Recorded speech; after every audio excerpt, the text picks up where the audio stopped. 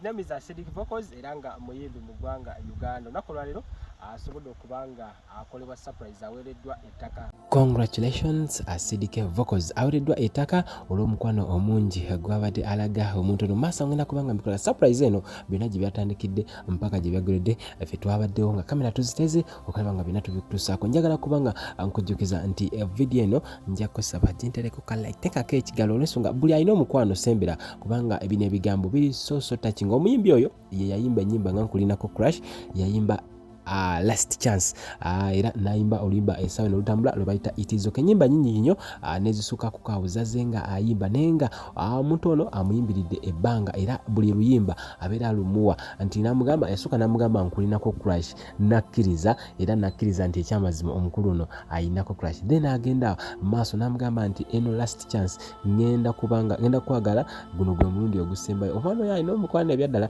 nenga omukwano gwe talonzeza asobodde okubanga amwettaka era bw'atyo libadde essanyu wali naddala nga surprise eno ezze ku mazaalibwa ge. Kitegeeza omwami ono yazaalibwa eri e Busembatya mu Iganga district bazadde be gye bamutuumira Kakayire Mutwahiru era nga musajja Muyisiraamu awedde emirimu era nga saizi eri e Busoga era nga ono nno ye ambassador wali mu Busoga region era nga wali ewa Kyabazinga ayingira buyingizi. Acidic Vokoz oyo ekyamazima akakasizza ddala ensi so mwana nasobola okuba nga amugonnomerako ettaka era nga bino byonna abibaddeyo nga ffe tutuna butunuzi nga byonna twongereko nga tubiraba. Njagala kuba nga mbikuwa wabula nga mbwira kyolowooza gwe alina omukwano bambi kano kako era kajja kuba kakunyumira kakabanyumire akasurprise kano babi musajja wattu nga yeebaza okuba nga afunye ettaka.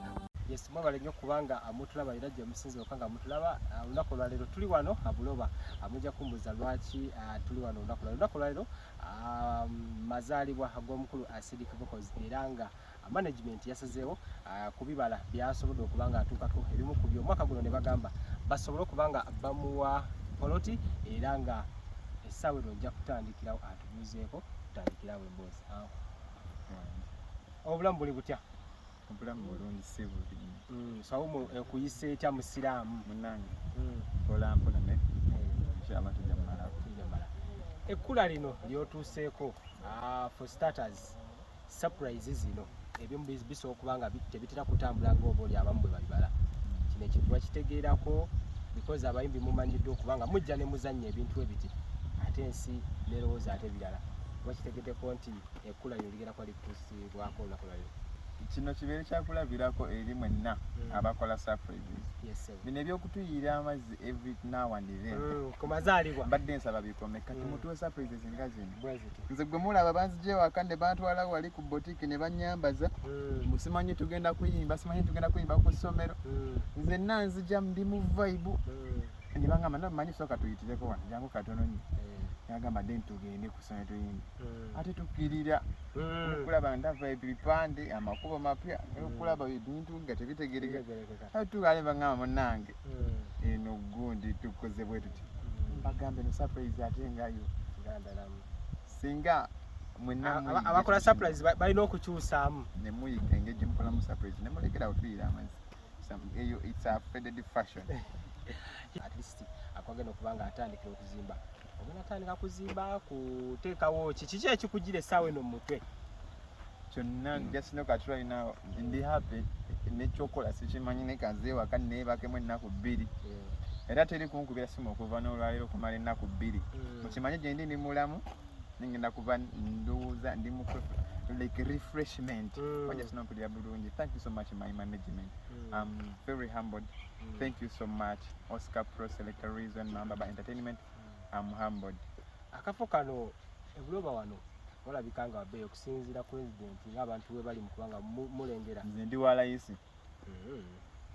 Njagala kubuuza gwe mundabayo because surprise tebatera kwogera biki ebirimu naye gwe olaba walinga ssente mmeka gwe olowoozaamu akafo wano ebakuwadde muganda wange wali ekintu kyotunulira n'olaba eno yo surprise oba ya ssente mmeka oba ya ssente mmeka nze njitutte ate mu lofit ate kyolina omumanya ya ssente nnyingi yaisalot of money. Omukulu abantu beeyanjulire gwani amannya go era okola ki wano? Amannya gange nze Musi Paulo nkola ne kampani ya Liranda Property Consultant esangibwa wano e Buloba Kiwumu opposite Kiseka Road ffe tufunye omukisa ffe tubadde abalondemu okubanga management eronze ffe okubanga ffe tugenda okukola ekirabo ky'amazaalibwa g'omukulu ono naffe gwe twesunze nnyo okulaba gwe tusanyusa okulaba okubanga ndi naye wano okumpi. Owulira otya Celebu Superstar? Mpulira essanyu ly'amaanyi okubanga abantu bayayaana okumusiimulako ku ngatto ze bulijjo ku stage. Kati essaawa zino ffe tumuguzizza ekifo eky'amazaalibwa.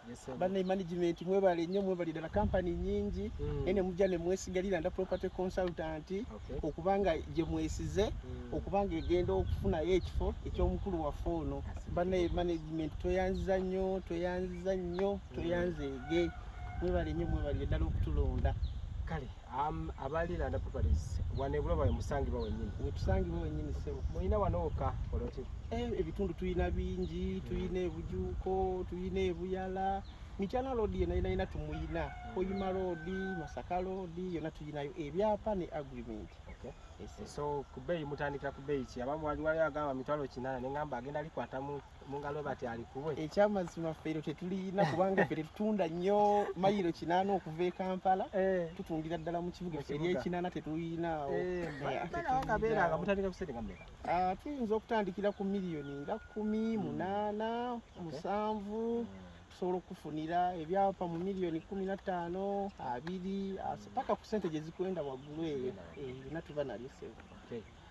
Acidic tetusobola kubutogerako ku ndongo yadde tukyali ku surprise y'ettaka.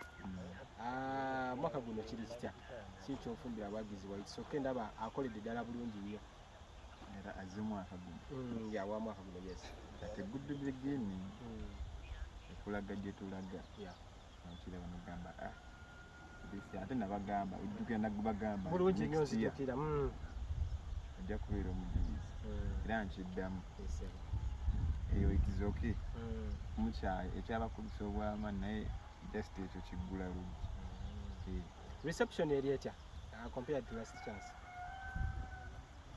Nagwo likyali wange default neyo ekyo tewali kimubuuziza. There is a fan out there nga yeta ayina engeri gy'alabamu, so you need to clarify. Wali badde onogamba nga tombuuza kibuuzo nogamba nomanyi engeri genkyalamu reception eri bweti compared to last chance. Waliyo fan atakiraba? Waliyo chance.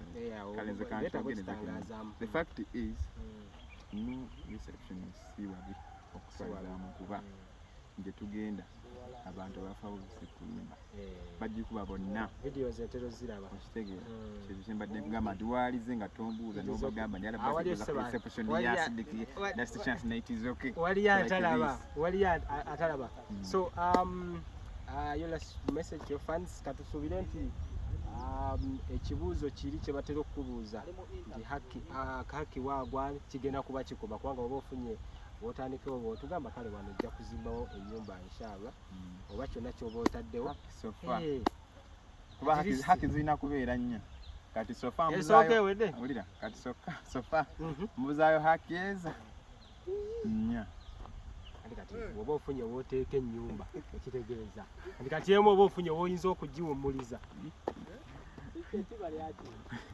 ngambe haki zibeera nnya. Yes sebo obuzaayo nnya kati mbuzaayo nnya.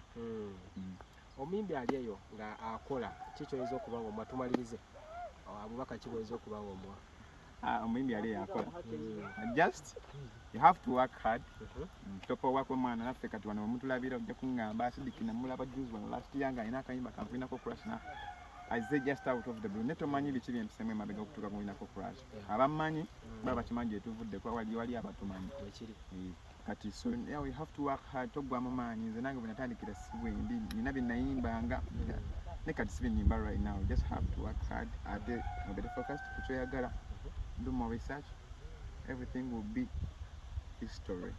Ambassador bukutambuza nange emirimu ngikola bulungi nnyo era kyemanyi very soon mujja kuba muwulira ku mawulire amalungi